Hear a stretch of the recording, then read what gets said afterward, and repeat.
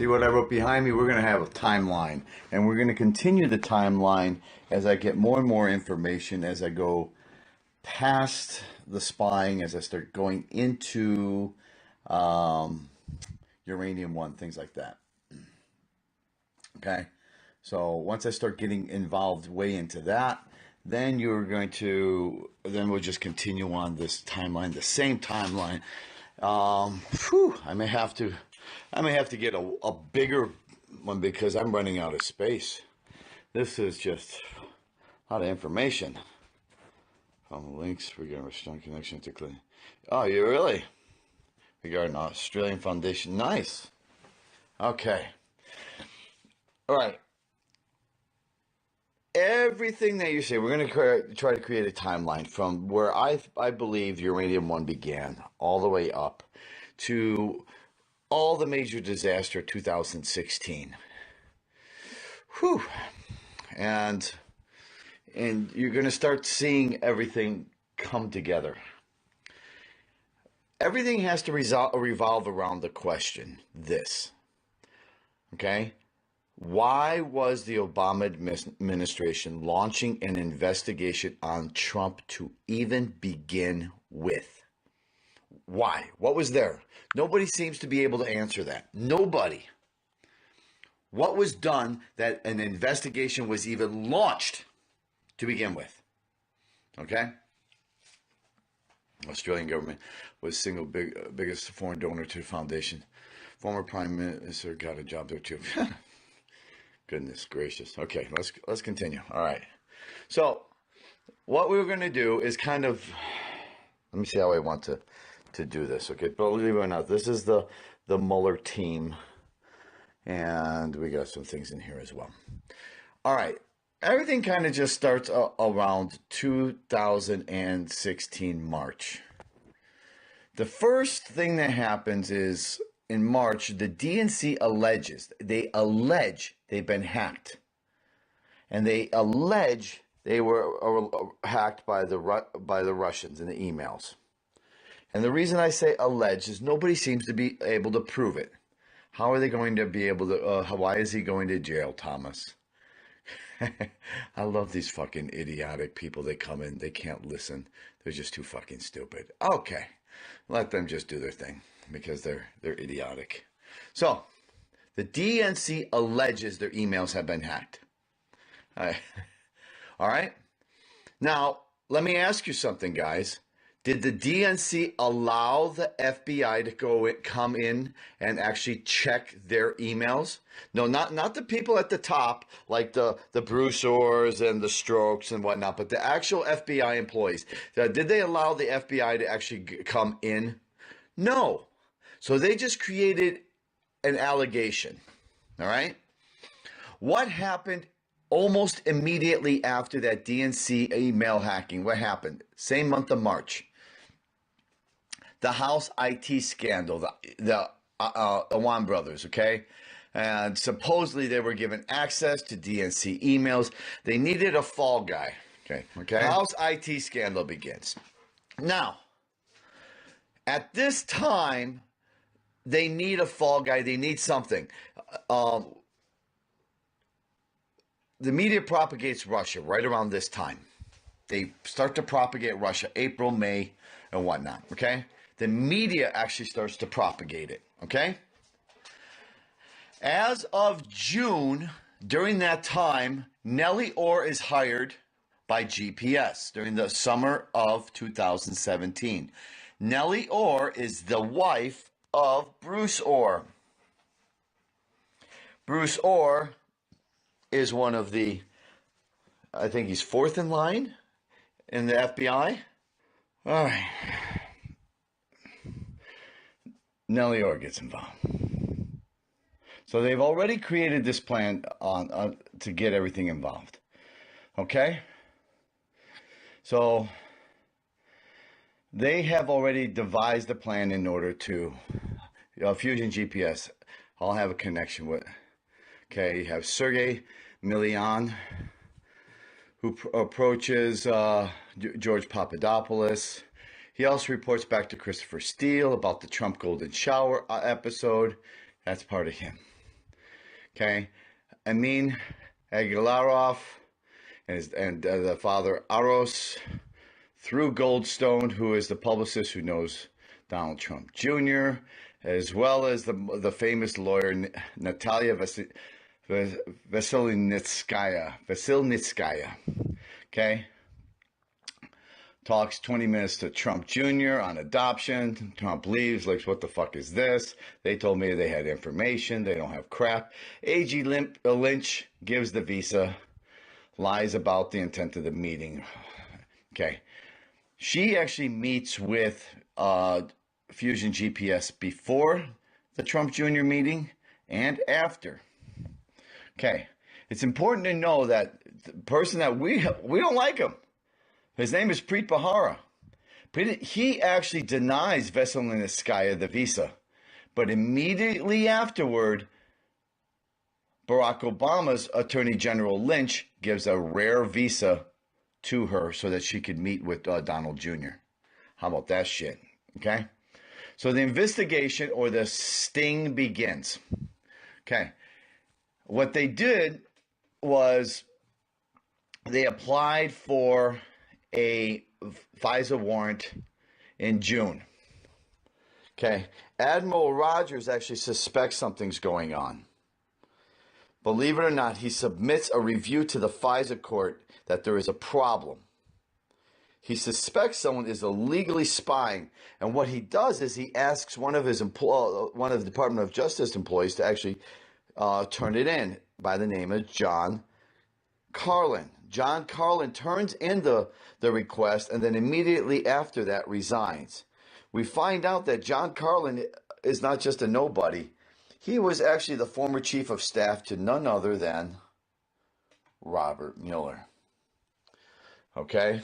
Okay, so at this given point in time, the investigation into what they call the Trump dossier has begun. Okay. All right? This is what happens.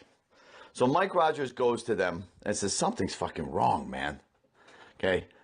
They're trying to get a FISA warrant to spy. They're not able to get so. They're only able to get it in October. And this is where they actually start to spy on Flynn, but not immediately. Okay? What's amazing is there was some information that even Hillary tweets about that make you wonder, how the fuck did she know that?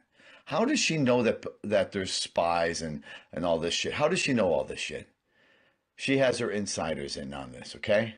In November, 10 days after Trump wins, during the time it takes from December 9th to the 17th, the skiff setup.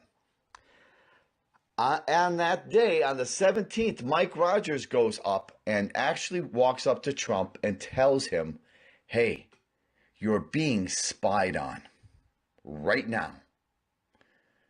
What happens the very, very next day after he meets with him? On the 18th, Trump moves his whole team and all of his investigation and all of his interviews to Bedminster, New Jersey golf course. Do you guys remember that? He just picked up and he moved to Bedminster. Do you guys remember that? Racist Trump. Why is he a racist, Eddie? Okay, so he picks up and he moves to Bedminster. Okay? All right. Eddie, you're too stupid to be in my scope, my man. I'm sorry. You have to have a really smart IQ. You really, really do. Because if you don't, this is just going to be so above your head that you're just going to say stupid shit like, Trump's a racist, man! Which means it's just going to really hurt you. Okay? It's really going to hurt your brain. All right? Because you're not going to understand jack shit that's going on. Okay? So far, all of the smart people have understood this, right? You got this so far? Everyone type 1 if you're following along, if I don't have to backtrack. Not for the dumbass liberals who really don't know anything. I'm talking for the smart people. You guys got it so far? Yeah, okay. Got it. We're all there. Okay, good. Everyone's got it. Okay, and then the liberals, they'll just like, okay. All right. So, 17th, Mike Rogers goes in and tells Trump, you are being spied on. On the 18th, Overnight, he packs up his shit where he knows that he's not being spied on, and he moves everything to Bedminster, New Jersey, his golf course. Okay?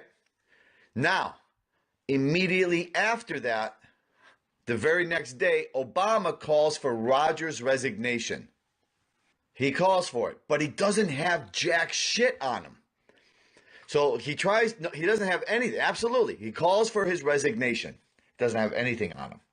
Now, what I didn't realize was that in 2015, Sally Yates, with the approval of Barack Obama, called on that their department does not have any IG has no oversight, no IG oversight. Okay, all right. That I learned. I was like, wow. Okay, so this right there, yeah. Sally Yates, 2000, no IG oversight, none. So they could do what the fuck they want because there's no OG oversight. Okay, IG, internal, kind of like internal affairs. Okay, all right, no oversight. So they can do what the hell they want sneakily. Okay. So what happened was they were investigating on Flynn. While Trump was doing his stuff in Bedminster, Flynn made the fatal error. He took a 2-week vacation to the Dominican Republic, where his security was hindered greatly. And during that time, they had calls with Russia. Even though he knew he was getting calls with Russia, that's when it happened in the DR. They snapped him. They got him. And he knew it. He knew it. He tried to be, he knew that he was going to be watched and looked over. He knew that. But they were going after him. So they couldn't get Rogers. It didn't work. So they immediately went after Flynn. Okay? All right? So now, that's in 2016. In 2017, James Comey fucks up and nobody really mentioned shit about it. In March of 2017, in front of the congressional hearing, he says that he did not mention to the 3 places he's supposed to mention that that they were trying to actually investigate Trump. Did not. He is supposed to mention that, he said, in a quarterly briefing. Okay? He only mentioned it to one person and one person only. The White House and Barack Obama. So Barack Obama not only knew, therefore Barack Obama not only knew about it, Barack Obama ordered the FISA hit. Because you can eliminate the congressional leadership. They supposedly didn't know about it. Well, they didn't know about it. And the DNI, he lied and said they didn't. That there was no DNI, but that was untrue because during that time, Clapper was the director of the DNI during this time. Okay, he was apparently not notified. All right, there was only one that was actually notified, and that was the White House. His excuse was the sensitivity of the matter, but as pointed out by people, that is the entire purpose for a congressional oversight, is the sensitivity of the matter. Now, he said that he did not, in the quarterly briefing, he did not mention it. The person that's actually the FBI director of counterintelligence that did not put that in the briefing was Bill Priestap. Bill Priestap is a heavy Hillary Clinton donor. Okay? Whew, this just gets deeper and deeper and deeper. Okay? All right. All right. So by June, the counterintelligence investigation already began. The Trump sting operation, meaning Barack Obama not only knew about it, he ordered the hit. So quarterly, he even in his own terms said quarterly. So if in a quarterly briefing, even if he didn't do it in June, July, August, September, October, November, December, January, February, March, 8 to 9 months, why was there no quarterly briefing to them on that? Okay, perfect. All of these, and then there was other players involved when it came to how it moved from the who paid for it first, how it went from the RNC to the DNC. The DNC, Paul Singer backed Marco Rubio. He was the first person to engage fusion GPS to the probe. Picked up by Podesta and the DNC. Then Christopher Steele was then hired for approximately $12 million. Okay. So during this time was the RNC probe. They dropped it, realized they had nothing by May or June. Why? Trump had already won the primaries. Who cares about that? So they took this dossier and said, "You want it? Yeah, we'll take it." So they took it. Then they hired Christopher Steele. The Democrats took it immediately, turned it around, and hired a law firm. So they tried to wash the money many times so it didn't look bad. However, they had never reported that money. The DNC never reported that money. All to protect an internal money making fraud. Absolutely. So they wanted to just play it all off. Now, opposition research is okay, but the way they did it to try to create a fake dossier in order to actually open up a FISA warrant is against the law. It's not just against the law. It is actually treasonous behavior.